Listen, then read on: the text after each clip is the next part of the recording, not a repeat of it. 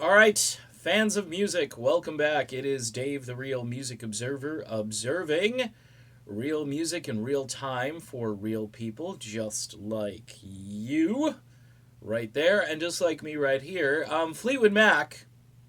Okay, I'm just always surfing the web, watching videos of Fleetwood Mac, and people post these videos of Fleetwood Mac playing "Free Fallin'," which is not a Fleetwood Mac song.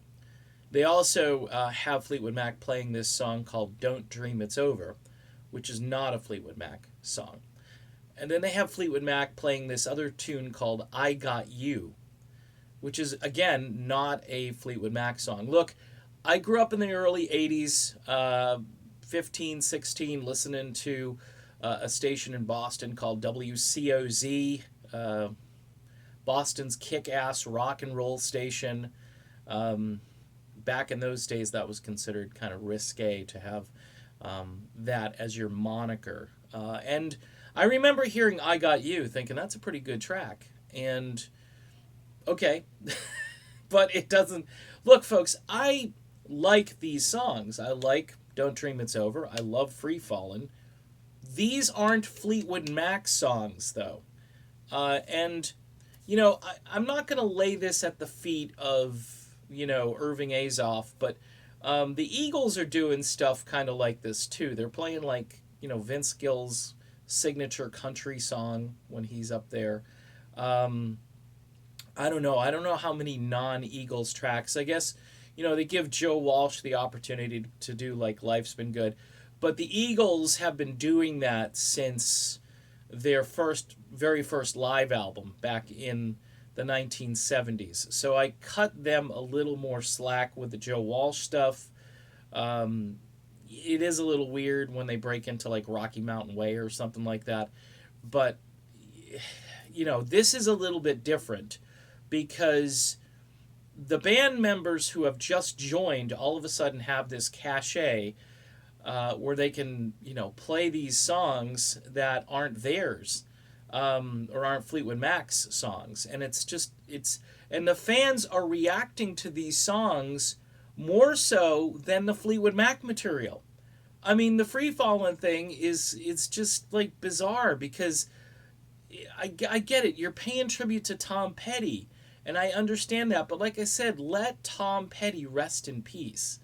Um, I'd like to see the Heartbreakers go back out on the road and have a Roger McGuinn type person fronting their band, and then they can pay tribute to Tom in their way. Okay, this whole thing to me seems like it's just pop culture now. Like we're watching pop culture. Like if Fleetwood Mac got up there and just randomly performed a classic rock song, I don't know, pick a song. Say they wanted to do "Wish You Were Here" by Pink Floyd. The fans would go crazy because it's a great song, but it's the wrong band performing that song. And for me, I'm like, hey, I didn't pay to see these guys become a cover band. And that's why Lindsey Buckingham said in one of his remarks during the interview that he recently did, was that, yeah, they're doing that cover band thing. And he's accurate. He's right.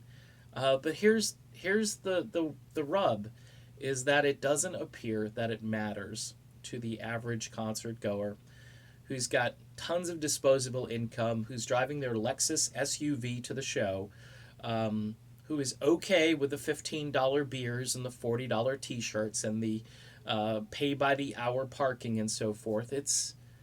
I don't know. I'm not relating to it because I'm a fan who used to have my ticket stubs. I had them in a box. I kept every one of them when I was younger, and you know, 15.50 or something like that for one ticket. And look, I understand the value of money has changed, but it hasn't changed so much that the $15 ticket is now worth $285. It just, I mean, I had seats on the floor most of the time when I went to these shows. And it was accessible, and it wasn't for the rich and famous.